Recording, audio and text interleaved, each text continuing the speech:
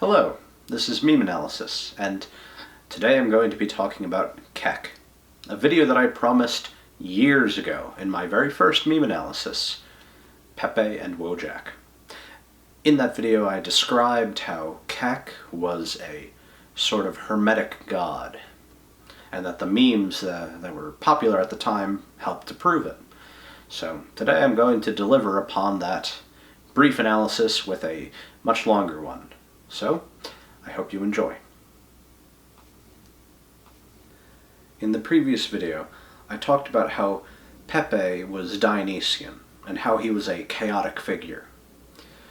But to branch into Keck, the Egyptian god of chaos, who had the head of a frog on a human body, we have to understand why it is that the frog was the symbol of chaos for Egypt. And as with a great deal of Egyptian religion, it was decided by the Nile River. And so when the Nile River would flow and fertilize the soil, of course, frogs would accompany it.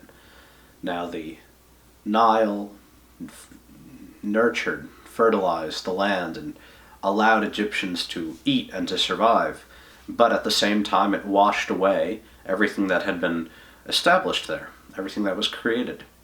The Egyptians had a very strong relationship with the idea of order and chaos, and the Nile was sort of the vector of this, and frogs as the symbol of the Nile creature, the chaotic bringer of madness. The Egyptian god of Keck, of chaos, is accompanied in the internet form of Keck by, I think, another important god, Hermes and Mercury. He takes on their tendency towards magic, their deeply expressive and messenger-based system. The Hermetic Kabbalah, I think, is no doubt recreated on 4chan. When 4chan users during the election would deem a comment's prophecy and prediction to be accurate, it would be based upon the identification number, the post number, if it was dubs, trips, or quads, repeating numbers. So in that we see, it's very primitive, but I think it's no doubt a form of Hermetic Kabbalism, in the form of very, very simplistic numerology, but it still retains the archetypal character of the Hermetic Kabbalah. He also shares a likeness with Thoth, his tendency towards words, towards symbolic communication. Keck speaks through memes, and speaks through mimetic tongues. The language that 4chan speaks in is that sort of maddening, occult tongue, one that is really not easily understood by those who are outside of the party. You have to be involved in this magical language to be able to understand it all, just like every esoteric system.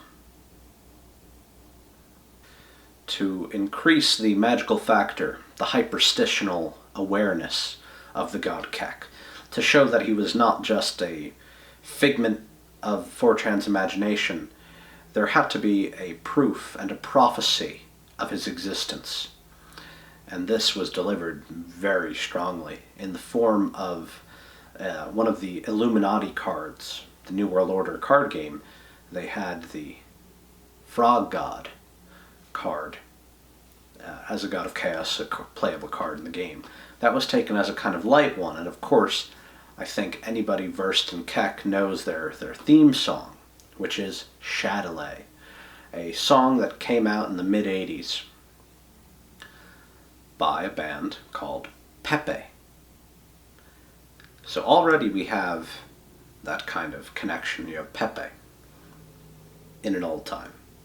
But most importantly, the album cover, or I guess kind of the inner title on the album, is a frog with a magic wand So, boom, we have Pepe. We have the magical frog. So you have the connection. It's made immensely clear. And then, even more so, the lyrics of the song, which are in Italian, when translated, I think still greatly reflect the situation. The lyric that stuck with me the most is electronic video clip, eulogy of civilization.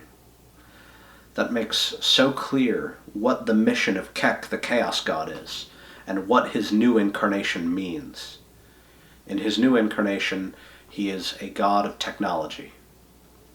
Language and madness have been synthesized in the form of the internet, in the form of message boards. And so, his means of spreading chaos, of destroying civilization, are through the spread of electronic images, of electronic video clips. The song from the 80s is already acting upon and being acted upon by 2016.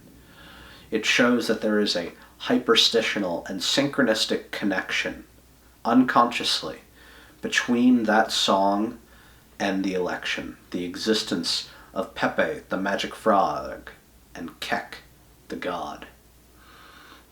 It's so important to realize that this is not merely the schizophrenizing of a few angry fascists, but rather it is a great deal of young men who are being literally possessed by an archetype, possessed by a living symbol, a living unconscious entity.